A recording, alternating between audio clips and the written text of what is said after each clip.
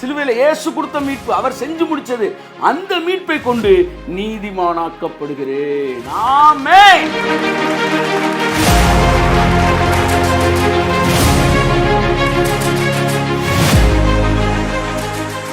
என்றைக்கு இயேசுவின் நீதி வெளிப்படுகிறதோ அன்றைக்கு சுயநீதி எல்லாம் அடி ஆகுது.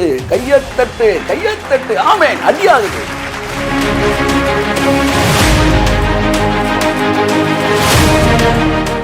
யாரெல்லாம் இந்த கடைசி நாட்களில் தேவ நீதி, தேவ நீதி, நீதியின் சூரியன், நீதியின் சூரியன் பேசுறீங்களோ உங்க எல்லாருக்கும் ஆரோக்கியம் இருக்கும். கையை தட்டுங்க. ஆமென்.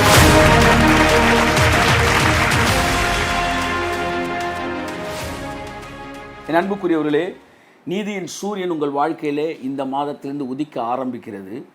நீதியின் சூரியன் உதிக்கும். நீதியின் சூரியனுடைய அந்த வெப்பத்தில் இந்த உலகத்தில் எந்த பகுதியும் மறைந்திராதது போல தேவனுடைய நீதி இந்த பூமியில் வெளிச்சம் போட்டு இந்த பூமியை நிரப்ப போகிற நாட்களுக்கு நாம் கடந்து வந்திருக்கிறோம். அதனுடைய காந்திக்கு மறைவானது ஒன்றும் இருக்காது. சுயநீதி என்கிற அத்தி இலையெல்லாம் நீதியின் சூரியன் சுட்டெரிக்க போகுது. கையை தட்டுங்க. ஒரு ஆமென். சுயநீதியை பேசிட்டு பிரசங்கங்கள்லாம் அந்த அத்தி இலையெல்லாம் நீதியின் சூரியன் சுட்டரிக்கும் போது அந்த பிரசங்கங்கள், அந்த சுயநீதி, நான் இப்படி இருந்தேன் அப்படி இருந்தேன், நான் நல்லவன், நாங்கள் இப்படிப்பட்டவங்க அப்படின்றதெல்லாம் வாடி வதங்கி ஒன்றுமில்லாமல் போயிடும். அன்புக்குரியவர்களே, தேவனுடைய நீதியின் சூரியன் உதிக்கப் போகிறது. நீதியின் சூரியன் உதிக்கும், ஆரோக்கியம் இருக்கும், வெளியே புறப்பட்டு போவீர்கள், கொளுத்த கன்றுகளைப் போல வளருவீர்கள் என்கிற ஆசீர்வாத வார்த்தைகளை இந்த 4 வார்த்தைகளை உங்களுக்கு சொல்லி உங்களை நான் ஆசீர்வதிக்கிறேன். மல்கியா 4:2 வாசிப்போம். ஆனாலும் என் நாமத்துக்கு பயந்திருக்கிற உங்கள் மேல் நீதியின் சூரியன் உதிக்கும். உங்கள் மேல் நீதியின் சூரியன் உதிக்கும். அதன் சட்டைகளின் கீழ் ஆரோக்கியம் இருக்கும். ஆமென். நீதியின் சூரியன்,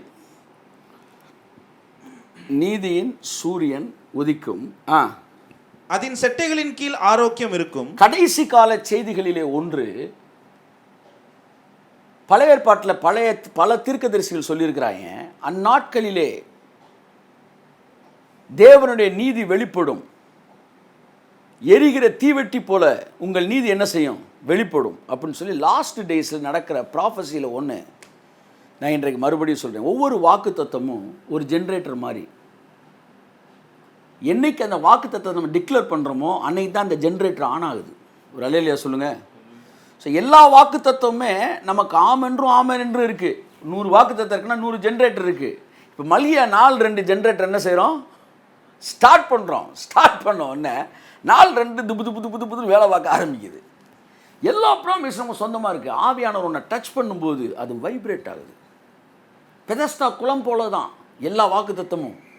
ஆனால் அந்த தூதன் குளத்தை தொட்ட உடனே அது அப்படியே பவர்ஃபுல்லாக மாறுற மாதிரி ஆவியான ஒரு வாக்கு தத்துவத்தை தொடுவார் பாருங்க, அது அப்படியே நமக்கு வந்து ஆசீர்வாதத்துக்கான அலைவரிசையை நமக்கு ஏற்படுத்தக்கூடியதாக இருக்கிறது. ஸோ இந்த மாதம் உங்கள் வாழ்க்கையில் நீதியின் சூரியன் உதிக்கும்.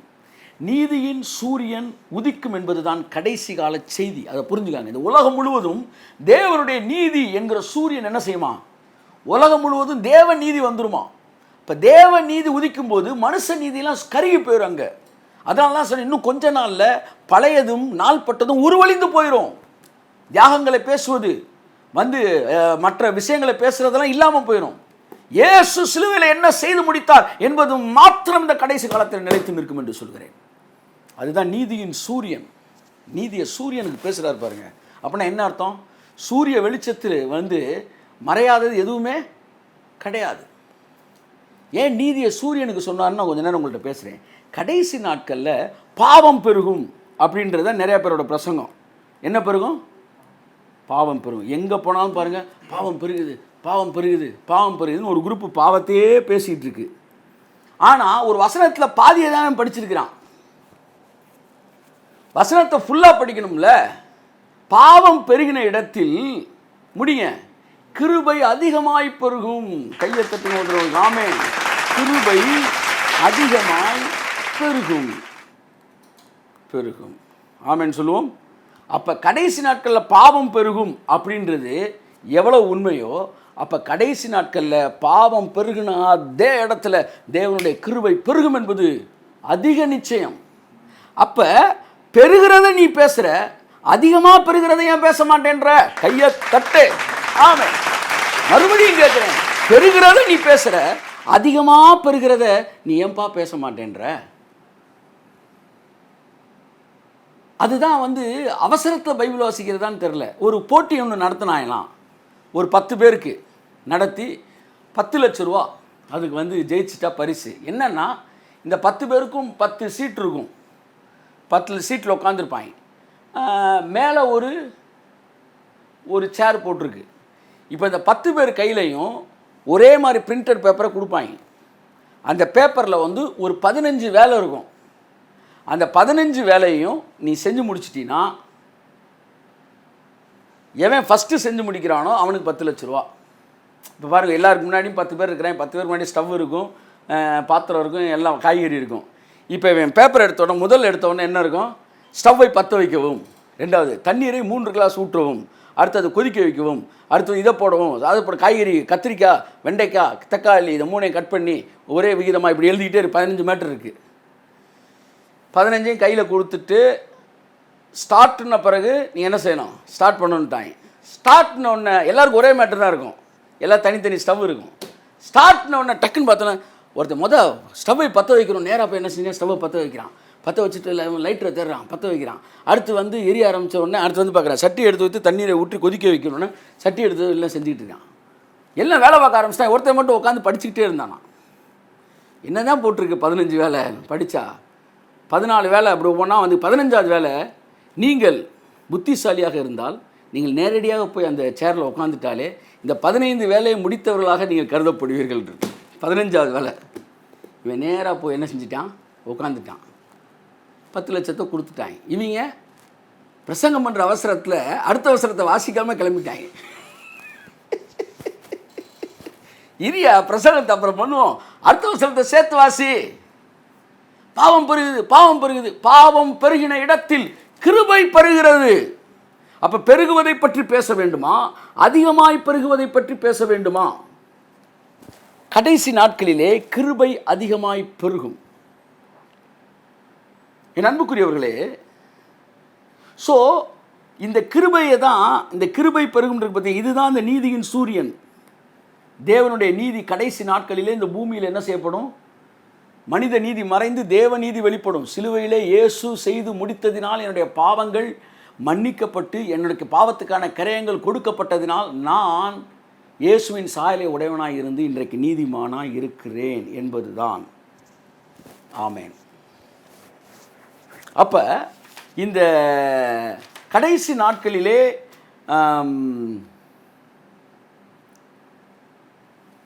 இந்த நீதியின் சூரியன், அதாவது நல்லா நீங்கள் கவனிக்கணும், பாவம் பெருகிறது என்று பிரசங்கம் பண்ணுற நேரத்தில் கிருபை அதிகமாய் பெறுதுன்னு பிரசங்கம் பண்ணும்போது இங்கே சிலுவையில் இயேசு என்ன முடித்தார் அப்படின்றதான் பிரசங்கிக்கப்படுகிறது.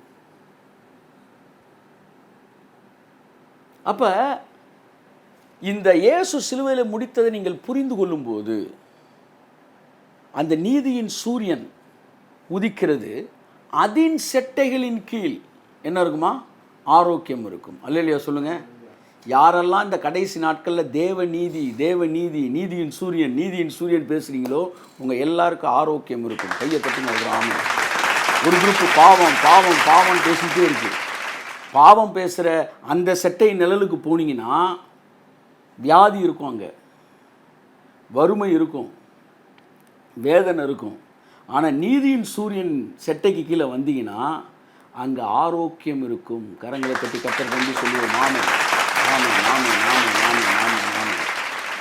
ஸோ நீங்கள் நீதியின் சூரியன் வாசிப்போம். கடைசி நாட்களிலே தீர்க்க தரிசனங்களில் மிகவும் முக்கியமானது தேவனுடைய நீதி இந்த உலகம் முழுவதும் பரவும் என்பதும், தேவ பிள்ளைகள் நீதிமான்களாக இருப்பார்கள் என்பதும் தான் இந்த உலகத்தில் கடைசி கால தீர்க்க தரிசனம். அல்லேலூயா சொல்லுங்கள். கடைசி கால தீர்க்க தரிசனம் என்ன தெரியுமா? என் ஜனங்கள் எல்லாரும் நீதிமான்களாக இருப்பார்கள். கைத்தட்டுங்க ஒருவருக்கு. ஆமென், ஹல்லேலூயா, ஹல்லேலூயா. ஏசாயா 60ஆம் அதிகாரம் 21ஆம் வசனம். கடைசி கால தீர்க்க தரிசனத்தை பேசிகிட்டு இருக்கிறேன். இந்த நாட்கள் அது நம்மள்கிட்ட செயல்பட ஆரம்பித்திருக்கிறது. கடைசி காலத்தில் உன் ஜனங்கள் எல்லாம் பாவிகளாக இருப்பாங்க, படுபாவிகளாக இருப்பாங்க. கர்த்தர் சொல்லலை, உன் ஜனங்கள் எல்லாம் நீதிமான்களாக இருப்பார்கள். எப்படி நீதிமானாய் நாம் மாறினோம்? அடுத்து வாசிப்போம். முதல்ல ஏசாயா 60:21 வாசிங்க. உன் ஜனங்கள் யாவரும் நீதிமான்களும் என்றைக்கும் பூமியை சுதந்தரிக்கும் குடிகளும் ஆமென் நான் நட்ட கிளைகளும் ஆமென் நான் மகிமைப்படும்படி என் கரங்களின் கிரியைகளுமாய் இருப்பார்கள். ஆமென். ஏசாயா 60:21 சொல்லுகிறது, உன் ஜனங்கள் யாவரும் நீதிமான்கள். கையை தட்டி கொண்டவர்கள் ஆமென். முக்கியமான வார்த்தை, யாவரும் நீதிமான்கள். அல்லேலூயா. ஜனங்கள்ல கொஞ்சம் பேர் நீதிமான் இல்லப்பா, யாவரும் நீதிமான்கள். இயேசுவை ஏற்றுக்கொண்டா பாதி பேர் நீதிமான், மீதி பேர் நீதிமான் இல்ல, யாவரும் நீதிமான்கள். நீ எப்படி சொல்லலாம்? ரட்சிக்கப்பட்டவங்கள பாதி பேர் நீதிமான் இல்ல, மீதி பேர் நீதிமான் எப்படி நீ சொல்லலாம்? அப்ப செயல்களின் அடிப்படையில் நீதிமானவரை பத்தி நீங்க பேசிட்டு இருக்கீங்களா? அதுக்கு பேர் நீதிமானே கிடையாது. எவர்கள் இயேசு கிறிஸ்துவை சொந்த ரட்சகராக ஏற்றுக்கொண்டு சிலுவையில் கொடுக்கப்பட்ட கிரயத்தின் அடிப்படையிலே சிலுவையின் நிழலுக்கு வருகிறார்களோ அவர்கள் அத்தனை பேரும் நீதிமான்கள். உன் ஜனங்கள் யாவரும் நீதிமான்கள். எல்லாம் ஒரு தடவை சொல்லுங்களேன், யாவரும் நீதிமான். இந்த வார்த்தைக்கு எதிராக யாரும் பிரசங்கம் பண்ணா ஏசாயா 60:21 எதிராக பிரசங்கம் பண்றாங்க. நீங்கள் பாவிகள்னு சொன்னா நீங்க புறஜாதியை கூட சொல்லலாம், ஆனா கிறிஸ்தவனை நீங்க பாவின்னு சொல்லவே முடியாது. என்றைக்கு இயேசுவே ஆண்டவன்றானோ அன்னைக்கு அவன் பாவத்துக்கு சேர்த்து அவர் எடுத்துட்டாரு. சார், கிறிஸ்தவன் எல்லாருமே நீதிமான் சார். நீங்க உணர்றீங்களோ இல்லையோ, நீங்க நீதிமான் சார். புறஜாதியை கூட நீங்க பாவின்னு சொல்லலாம். நான் சொன்ன உடனே ஆவியானவர் சொல்றாரு, அதையும் சொல்லக்கூடாதுன்றாரு. ஒரு வசனம் சொல்றேன் இப்போ உங்களுக்கு, எனக்கு ஞாபகப்படுத்துறேன் அந்த வசனத்தை. பேதுரு சொல்றான், திட்டும் அசுத்தமானதும் யார் புறஜாதியை சொல்றான், நான் புசிப்பதில்லைன்னார். கர்த்தர் சொன்னாரு, தேவன் சுத்தமாக்கினதை நீ தீட்டு என்று சொல்லாதேன்னாரு. புறஜாதியை சார், புறஜாதியை கூட நீ தீட்டுன்னு சொல்லக்கூடாதா? நான் அவனை சுத்தமாக்கிட்டேன்.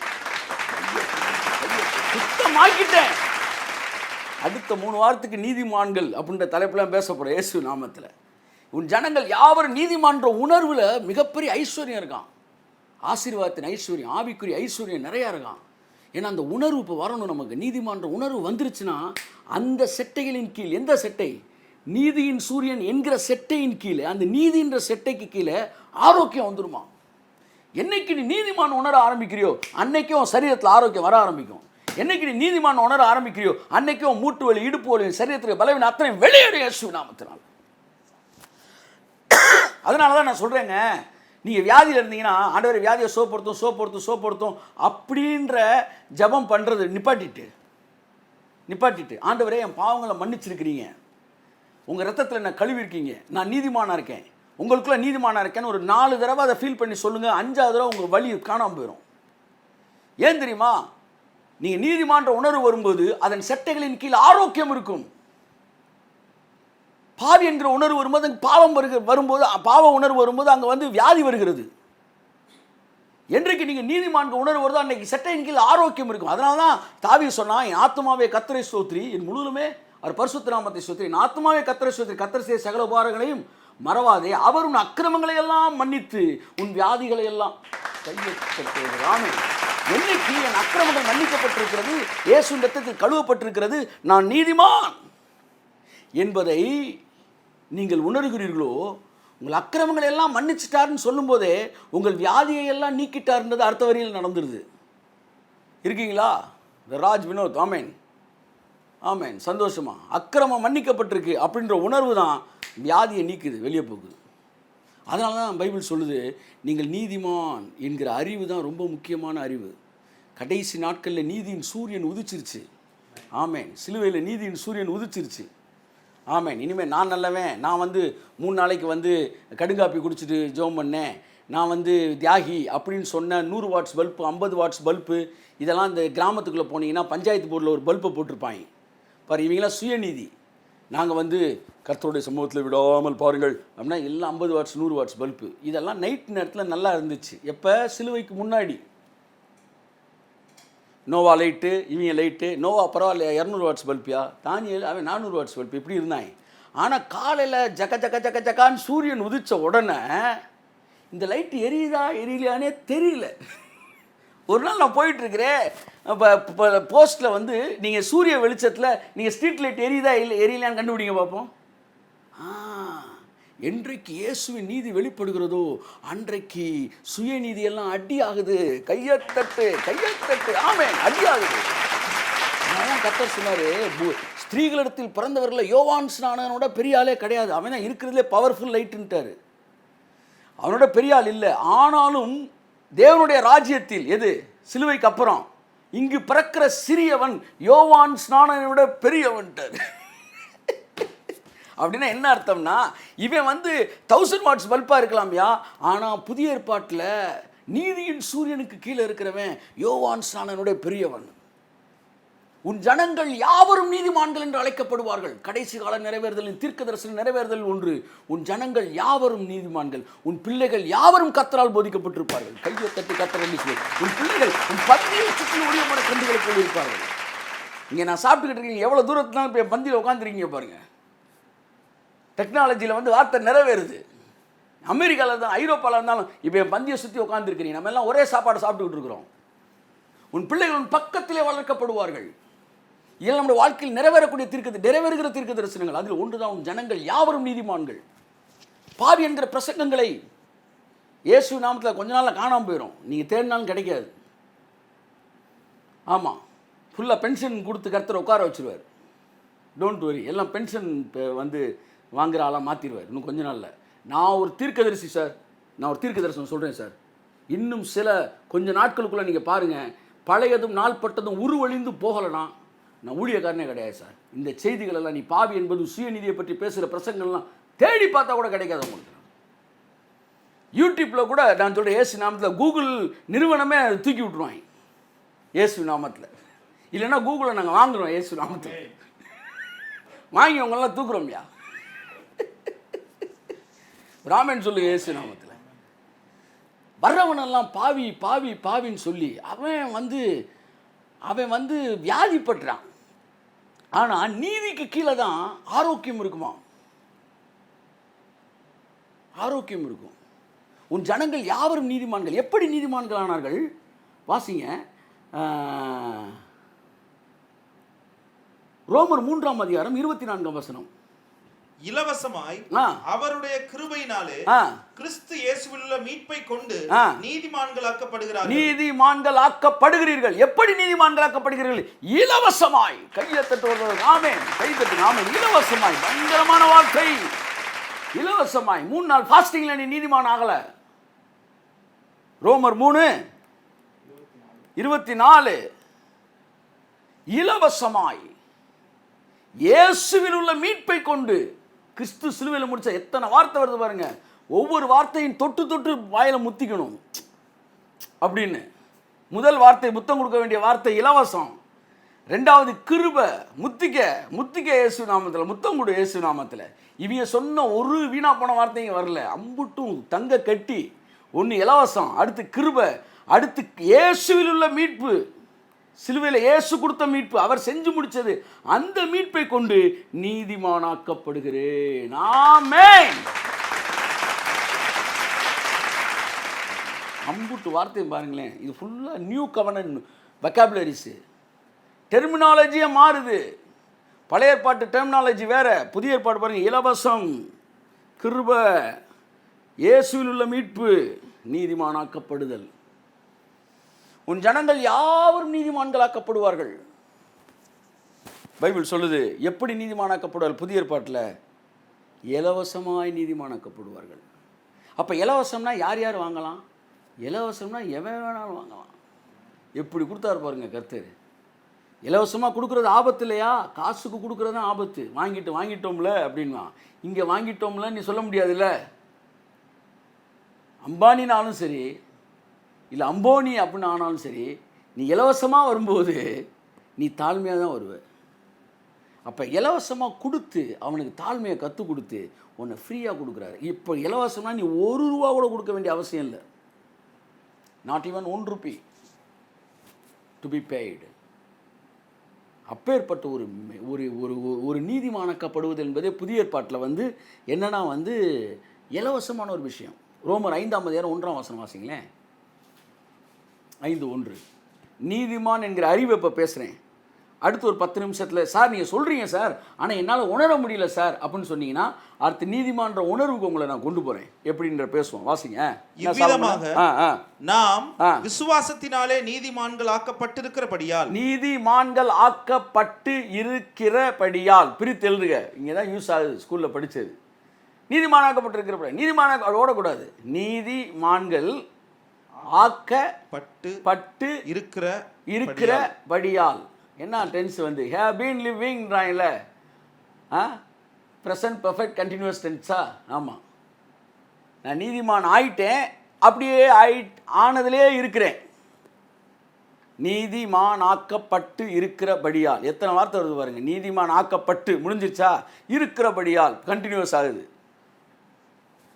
சொல்கிறாங்கல்ல, இந்த தெருவில் we have been living for 5 years, அப்படின்னா 5 வருடமாக நாங்கள் வாழ்ந்து கொண்டு இருக்கிறோம். அந்த மாதிரி நாங்கள் நீதிமான் ஆக்கப்பட்டு இருக்கிறோம். அப்போ நீதிமான் ஆயிட்டீங்க நீங்கள். இயேசுவை சொந்த இரட்சகராக ஏற்றுக்கொண்ட ஒவ்வொருவரும், சிலுவையில் அவர் என் பாவங்களை சுமந்தார் என்று ஏற்றுக்கொண்ட ஒவ்வொருவரும் நீங்கள் நீதிமானாக்கப்பட்டிருக்கிறீர்கள். சென்னை மெரினா பீச் ஏற்கனவே சொன்ன ஒரு எக்ஸாம்பிள் சொல்கிறேன். ஒரு வண்டி என்ன செய்யும்? அப்படியே போயிட்டே இருக்கும். ஒரு பெரிய வண்டி, இது கடலில் வைக்கிது, அந்த வண்டி இல்லை, அது நிறையா வண்டி இருக்கும். இன்னொரு ஒரு பெரிய வண்டி வந்து குப்பை வந்து ஃபுல்லாக என்ன சக் பண்ணி இழுக்கும். அந்த வண்டி போயிட்டே இருக்கும்போது அது உள்ளேருந்து ஒரு ஏரில் வந்து சக் பண்ணி எல்லா குப்பையும் இழுக்கும். இழுத்து உள்ளே போடும். அப்படியே அந்த வண்டி எங்கெல்லாம் கிராஸ் ஆச்சோ அங்கெல்லாம் வந்து பீச்சு சுத்தமாயிரும், வண்டி அழுக்காயிரும். நான் பார்த்தேன், வண்டி அழுக்காகுது, பீச்சு சுத்தமாகுது. கர்த்தர் சொன்னார், இப்படி தாண்டா சிலுவையில் நடந்துச்சு, நான் அழுக்கானே, நீ சுத்தமானார். இல்லையா? சொல்லுங்க ஒரு ஆமேன். இவ்வளோ பெரிய சத்தியம், எவ்வளோ பெரிய சத்தியம். சிலுவையில் ஏன் அழுக்கானார்? நான் சுத்தமானதுக்காக. அப்போ அவர் அழுக்கானாதுன்றது உண்மைனா, நான் சுத்தமானேன்றது உண்மை. என்னால் உணர முடியல சார், ஆனாலும் அதுதான் உண்மை. என்ன சாலமன, நீ நீதிமான் சொல்லும்போது நீ ஆமேன்னு சொல்லணும். நீ சார், நீதிமான் என்கிற அறிவு இருக்கு, ஆனால் நீதிமான்ற உணர்வு எனக்கு வரலை அப்படின்னு நீங்கள் சொல்லுவீங்கன்னா, நீங்கள் சூரியனுடைய வெளிச்சம் இருக்குது பார்த்தீங்களா, வெளிச்சம், அந்த லைட்டை தான் எப்போவுமே அறிவுன்றாங்க. சரியா? லைட்டை பார்க்குறீங்க, அதான் வந்து சூரியனோட லைட்டு. அடுத்த லைட்டு கீழே நின்றுக்கிட்டு இருந்தீங்கன்னா நீங்கள் கொஞ்ச நேரத்தில் அந்த ஹீட்டை உணர ஆரம்பிப்பீங்க. எல்லாம் சொல்லுங்கள், லைட்டை பாருங்கள். எல்லாம் சொல்லுங்கள், லைட்டை பாருங்கள். அடுத்த லைட்டு கீழே நில்லுங்க, கொஞ்ச நேரத்தில் ஹீட்டை உணர்வீங்க. அப்படித்தான் நீதிமான்ற லைட்டுக்கு வாங்க, அந்த லைட்லேயே நில்லுங்க, கொஞ்ச நாளில் நீதிமான்ற உணர்வு, அந்த ஹீட்டு வர ஆரம்பிக்கும். இதே போதும், அப்படியே வீட்டுக்கு போகிறீங்க, இயேசு நாமத்தினால அப்படியே ஒரு டீஎஸ் போட்டுட்டு கும்முன்னு வந்து மதிய வேலையை பாருங்கள். இயேசு நாமத்தில் போங்க, லைட்டுக்கு வாங்க. எல்லாம் சொல்லுங்கள், ஹீட்டு வந்துடும். ஆமேன். இந்த லைட்டுக்கே ஹீட் வருது சார். இங்கேனக்குள்ள ஒரு லைட்டை போட்டிருக்கேன், அதுவே எனக்கு ஹீட் வருது. அப்போ சூரியனுடைய லைட்டு கீழே வரும்போது பாடியில் ஹீட்டு தெரியுது. அப்படித்தான் நீதிமான் என்கிற அறிவு, அந்த அறிவுக்குள்ளே தொடர்ந்து நீங்கள் இருக்கும்போது நீதிமான் என்கிற உணர்வு வர ஆரம்பிக்குது. இந்த உணர்வு வந்த உடனே உங்கள் பாடியில் சேஞ்சஸ் நடக்க ஆரம்பிக்குது. ஸோ நீதிமான் என்கிற அறிவே நீதிமான் என்கிற உணர்வுக்குள் கொண்டு வருகிறது. ஸோ முதலில் நீதிமான் என்கிற அறிவு, அதைத் தொடர்ந்து நீதிமான் என்கிற உணர்வு. சூரியனுடைய வெளிச்சம் என்பது முதலாவது, வெளிச்சத்தை தொடர்ந்து வெப்பம் என்பது இரண்டாவது. இது உணரக்கூடியது, அது காணக்கூடியது. அப்போ பைபிள் சொல்லுது, நீங்கள் நீதிமானாக்கப்பட்டிருக்கிற. ரோமர் 5:1. அடுத்து 5:9 வாசிங்க, முடிக்கிறேன். இப்படி நாம் அவருடைய இரத்தத்தினாலே நீதிமான்கள் ஆக்கப்பட்டிருக்க, கோபாக்கினைக்கு நீங்களாக அவராலே நாம் ரட்சிக்கப்படுவது அதிக நிச்சயமாமே. ஆமென். இப்படி நீங்கள் அவர் இரத்தத்தினால் நீதிமான்கள் ஆக்கப்பட்டு இருக்க, நீங்க நீதிமானாக்கப்பட்டீங்க, பைபிள் சொல்லுது.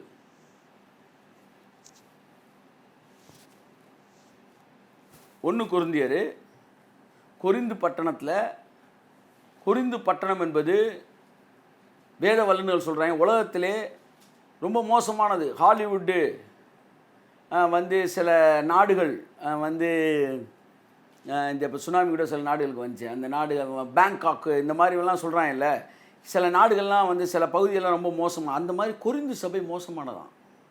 கொரிந்து சபை இல்லை, கொரிந்து பட்டணமே. அது என்ன எழுதுறாங்கன்னா, அதை பற்றி இன்ட்ரோடக்ஷனு, கொரிந்து பட்டணத்திலே கற்புள்ள ஒரு பெண்ணை நீங்கள் பார்த்தால் உங்களுக்கு வந்து அது வந்து கற்புள்ள ஒரு பெண்ணை பார்ப்பது அரிதுன்றாங்க.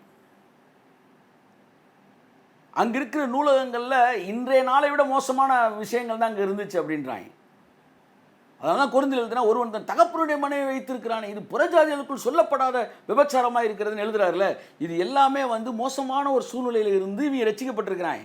ரட்சிக்கப்பட்ட பிறகு இவங்க லைஃப்பில் பல குறைவுகளும் இருந்திருக்கு. அவங்கள பார்த்து தான் சொல்கிறாரு, நீங்கள் நீதிமான்களாக்கப்பட்டீர்கள்.